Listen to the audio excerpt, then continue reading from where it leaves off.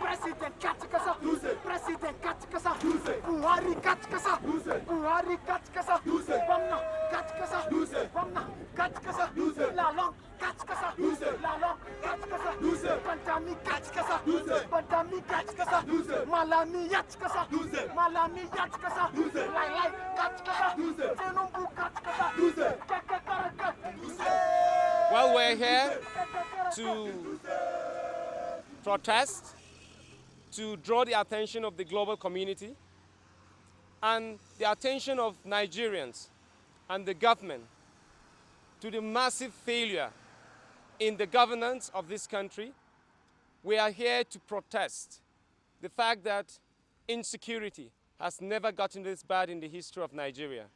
Our people are being raped, our women are being raped, children are being kidnapped, our parents in the villages are being chased from their farmlands, and entire villages are being wiped out by herdsmen, Fulani jihadists, and the kidnapping, banditry, the insurgency. In fact, the total collapse of the security architecture in Nigeria calls for concern, and anybody who says nothing is wrong with this country is indeed a hypocrite and a Pharisee who is not in any way interested in the viability of humanity on this side of the global spectrum. In particular, when democracy came in 1999, we thought that we are really going to savor a breath of fresh air from the toxic atmosphere that had saturated, the Nigerian space from one military junta to the other. However, 16 years later, 19 years later, 20 years later, now 22 years later, we still grapple with insecurity. We still grapple with austerity. We still grapple with deplorable healthcare. We still grapple, with falling standard of education. Our economy has never been worse as it is today. To even acquire what to feed in this country is more like a dream. The truth is, eating has become even a luxury to our people. We are really going through the valley of the shadow of death as countrymen and women. Because being a victim in this country is not a matter of if, but a matter of when. That you could be kidnapped any moment, wherever you are, in any part of this country, is not a matter of if, but a matter of when. That you could be shot at any point, maybe just because you're carrying a phone or you're driving a vehicle, or that you have anything, or without even carrying anything, just for the fact that you're breathing, or because of your religious faith, or because of your socioeconomic status, is not a matter of if, but a matter of when. Our life has never been this pathetic, so miserable as it is today. And the truth is this: the growing decimation of human life in this country calls for concern from any patriotic Nigerian who is really concerned about humanity, because our hopes are perishing. Our hopes are perishing and we have nothing to look up to. The truth is this: we have no right to freedom of expression, which is entrenched and guaranteed by the Constitution of the Federal Republic of Nigeria and also upheld by the African Charter for People's Rights. The truth is this: we are in a junta, we are in a totalitarian, despotic, and a very wicked regime that does not want to see our lives have meaning. At the end of the day, in spite of the growing human resources that we have, in spite of the exploding and the boundless talents of our young people in arts and crafts, to name them, at the end of the day, instead of the government to create an opportunity, an atmosphere for our young people to express their talents, to contribute to the wealth creation and the viability of the Nigerian nation, the government, at the end of the day, it's daily stifling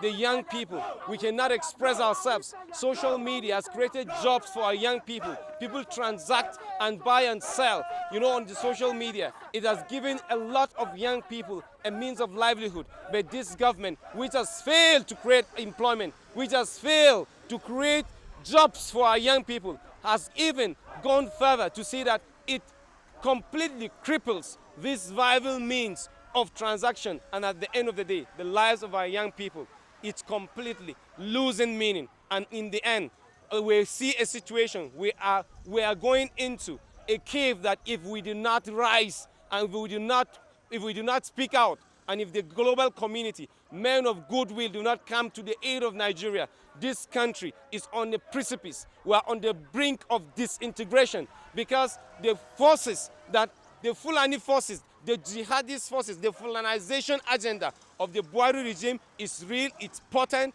and it's tilted towards ensuring that this country does not continue to exist as an indivisible and indissoluble nation. And we, as patriotic young people, on whose shoulders the destiny of this nation rests, cannot afford to fold our arms and witness our nation completely crumbling. We cannot fold our arms to witness this country completely turning us into animals. And that is why today, being Nigeria's Democracy Day, which indeed represents a day when the freest and the most transparent and the most fairest election that perhaps would have changed the destiny of Nigeria was held, particularly when MK Abiola was elected.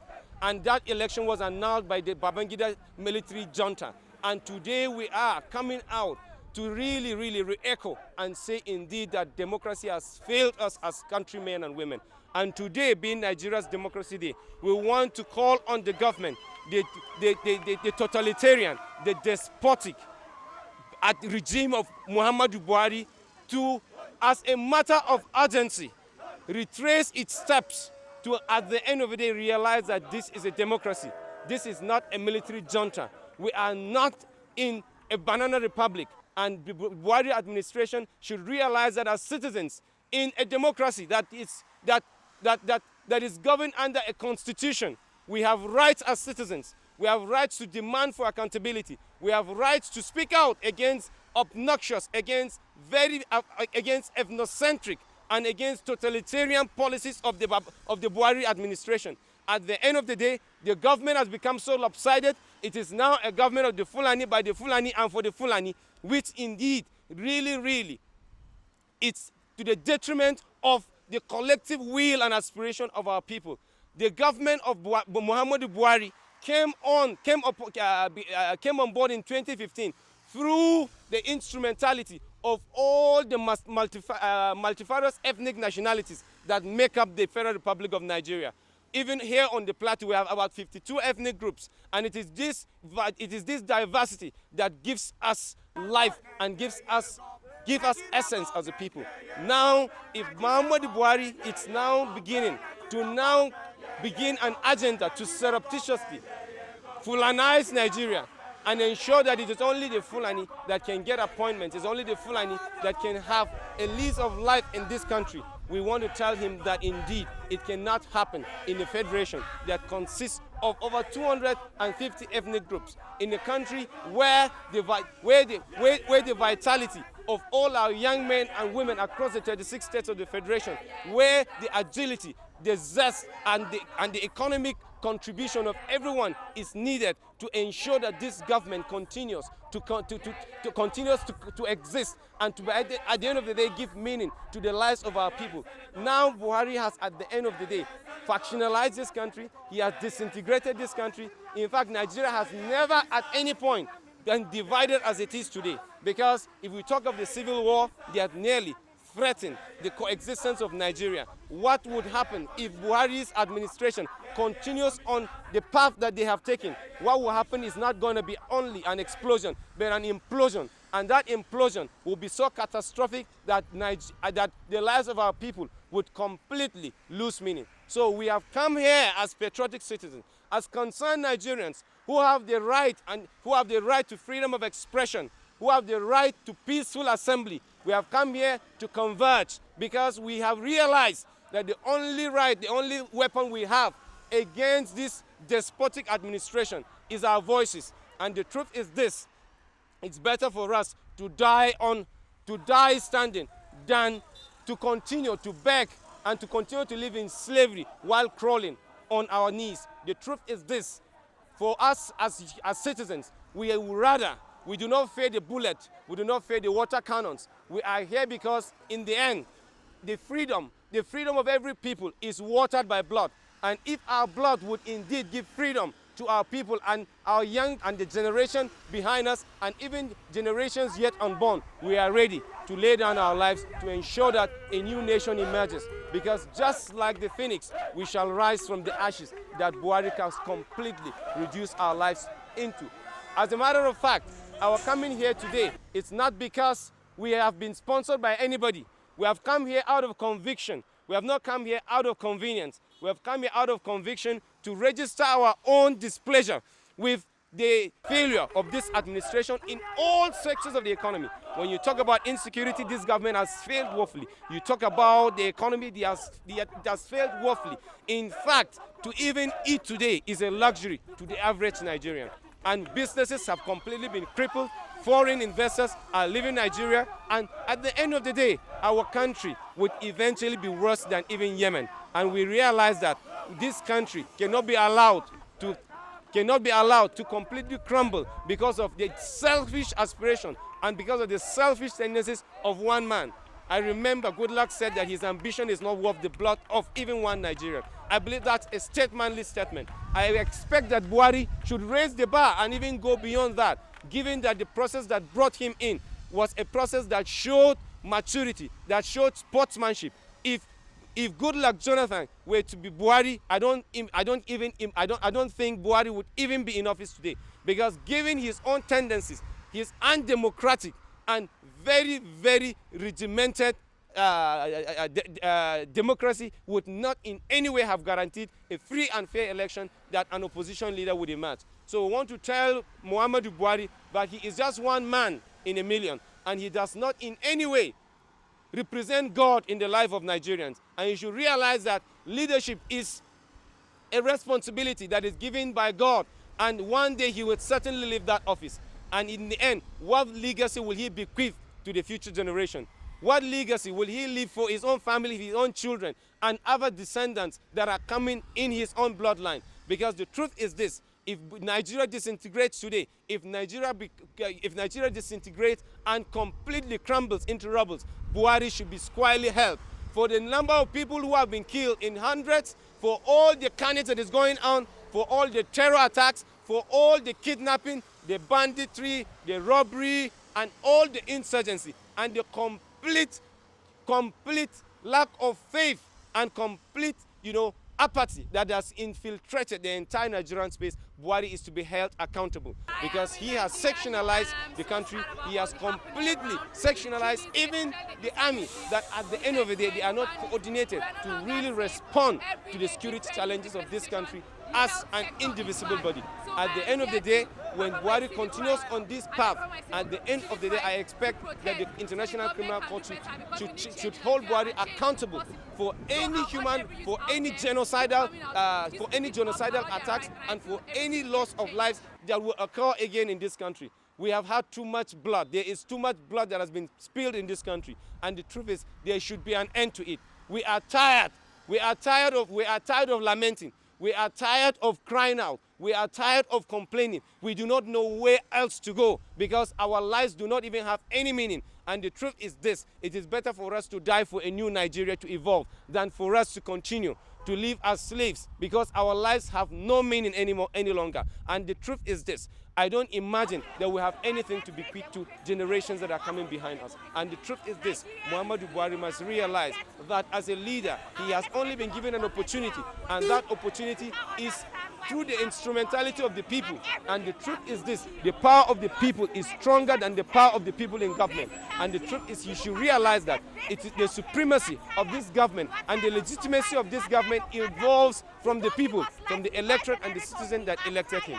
And to that extent, he must be accountable for every action that he takes, or any inaction. At the end of the day, we realize that Buhari does not really want Nigeria to continue to coexist as an indivisible and indissoluble nation under God. And the truth is this: we have the right to protest. We do not fear the bullets. We do not fear the water cannons. And whatever the government will do to restrain us, we would resist it, even unto the point of death. As young people, we have taken the destiny of Nigeria into our own hands. We are tired of lamenting. It is time for strategic action now. And we are protesting, and we are telling the global community that Buhari has failed Nigerians, Buhari has failed the young people, Buhari has stifled the economy, he has destroyed livelihood, and Buhari is responsible for every death that is recorded, for every kidnapping that is recorded. Our schools are no longer safe, farmlands are no longer safe. In fact, food security, it's going to hit Nigeria like a thunderbolt, because what? Farmers cannot even go to the farms to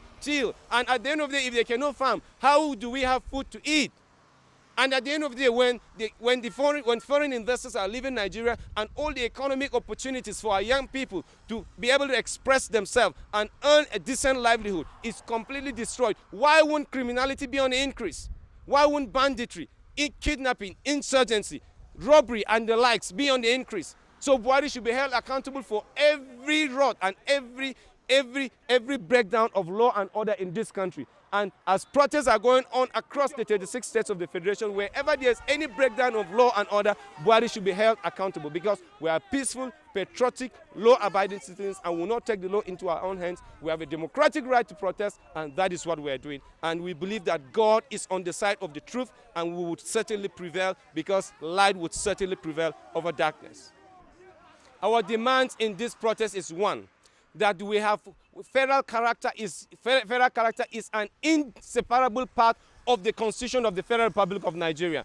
In particular, every state of this federation, every region of this country, every zone, every zone of this country should be represented, because this is the federal government. And a federal government is a confederation of states that come together to make up the Federal Republic. Buhari should stay clear of religious favoritism and ethnic jingoism in appointing people and in appropriating and ensuring that economic opportunities are distributed evenly, not minding whether the person is a Fulani or not. Because the truth is this: Buhari has totally, in unequivocal terms, made us realize that if you are not a Fulani, you cannot amount to anything in this country. So we want every Nigerian to be represented in the federal, in federal appointments, with respect to every resource allocation that's going to states. Every state should be given at least due consideration, and appointments should not be based on your ethnic identity or affiliation. It should be based on merit and should be distributed evenly based on the federal character principle as guaranteed under the Constitution of the Federal Republic of Nigeria. We want our schools to be safe. We want Buhari to ensure that our schools are safe for our children, because the truth is, education is the pillar and the pivot that can support the viability of every nation. Once you cripple the education, you cripple education, it means that there is no future for Nigeria. And as it is now, if children are being kidnapped in schools, in hundreds, and at the end of the day, the school environment is no longer safe for our students, for our children to learn, it then means that we no longer have a future. Buhari must guarantee the security of lives and property in this country, because insecurity has never gotten this bad in this country. We are calling on Muhammadu Buhari, the chief commander of the armed forces of the Federal Republic. He has the responsibility and the duty to guarantee the security of lives and property, which he has failed woefully. And the truth is this: if he cannot do that, he should honorably resign and allow somebody who has the capacity and the capability to guarantee the security of lives and property in Nigeria. He took an oath when he was inaugurated as president on 29th of May 2015 to guarantee the security of lives and property, which he failed to do that.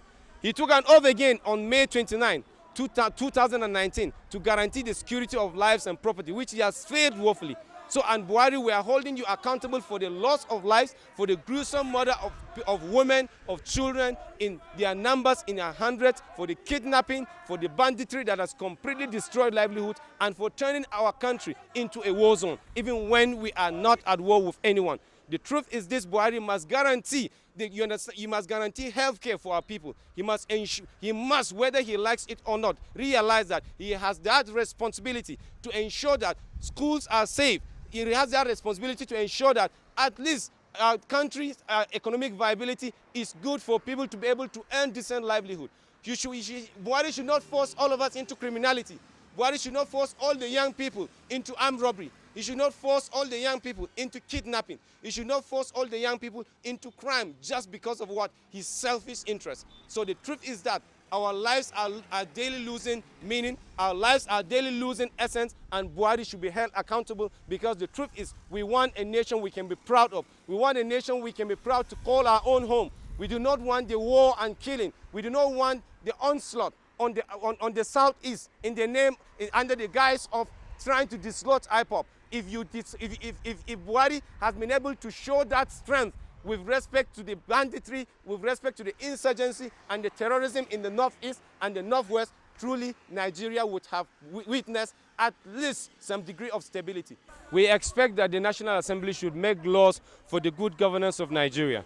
But the truth is this: we have realized that the Muhammadu Buhari's administration has consistently done everything within their power to ensure that the legislature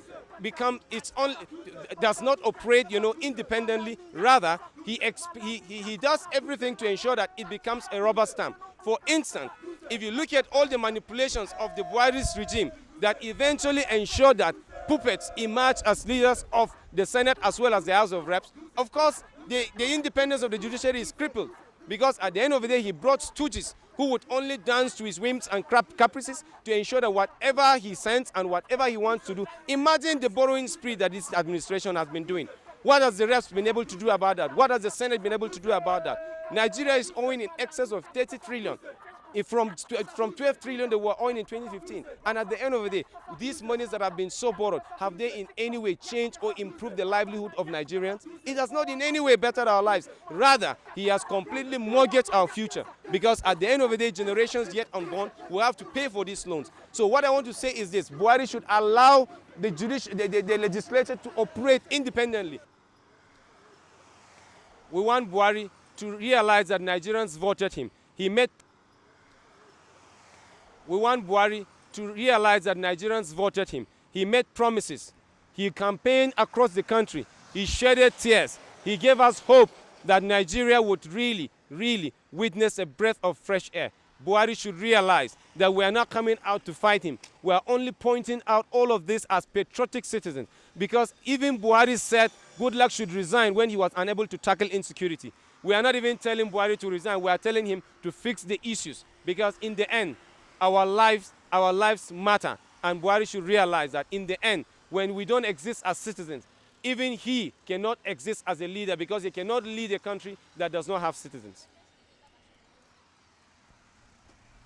Look at the courts. The courts have been on strike for how many months? Where does that happen? In the 21st century, that courts will be completely locked. Now imagine if anybody is arrested by any law enforcement agent, at the end of the day, that person could languish in detention for months, or even getting to a year, because what? There's no, the courts are not even, the courts are under lock and key, so there's no how that person could actually be tried, whether that person is guilty or not guilty. So the truth is this: Buhari has completely militarized this country. He has completely destroyed, the principle of separation of powers. And at the end of the day, the independence of the judiciary is not guaranteed. The independence of the legislature is not guaranteed, because they keep ensuring that their own cronies are being appointed as judges. They ensure that their cronies and puppets, as those who are their bootlickers, are made chairmen of House committees. Those who are the leadership, those who lead either the Senate and the House of Reps, are all cronies and stooges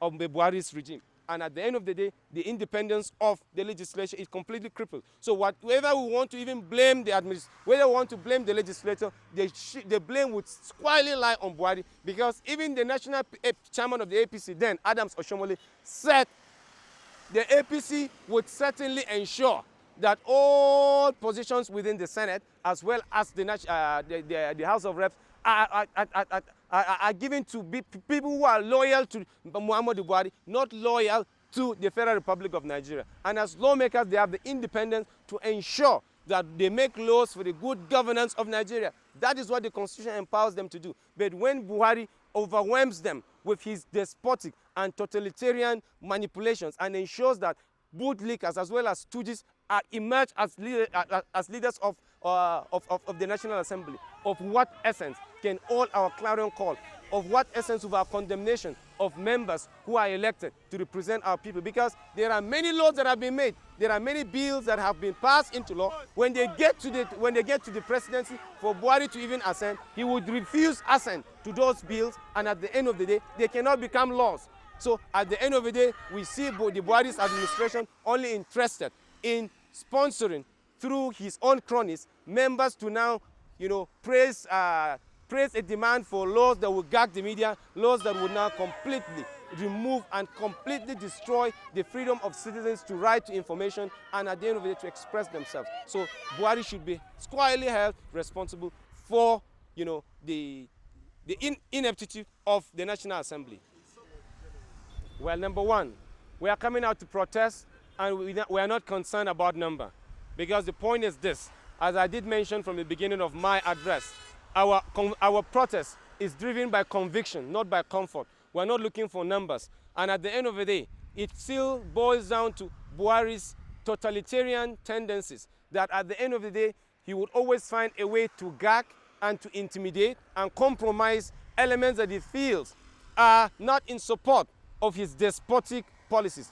Now, for the national president of Nantes to come out to distance himself from the protest is in itself, an evidence of being compromised by forces and by elements of the Buhari's administration. Now, what we want to say, and we want to say loud and clear, is this: as young people, we will not despair, we will not give up on Nigeria. We will not give up on the struggle for Nigeria to evolve, and for a Nigeria where we can really, really be able to express ourselves, be able to find, decent livelihood, and be able to live, live peacefully with everyone. Now, at the end of the day, what we want to say is this: we want Buhari to realize that Nigerians voted him. He made promises. He campaigned across the country. He shedded tears. He gave us hope that Nigeria would really, really witness a breath of fresh air. Buhari should realize that we are not coming out to fight him. We are only pointing out all of this as patriotic citizens, because even Buhari said Goodluck should resign when he was unable to tackle insecurity. We are not even telling Buhari to resign. We are telling him to fix the issues, because in the end, our lives matter. And Buhari should realize that in the end, when we don't exist as citizens, even he cannot exist as a leader, because he cannot lead a country that does not have citizens.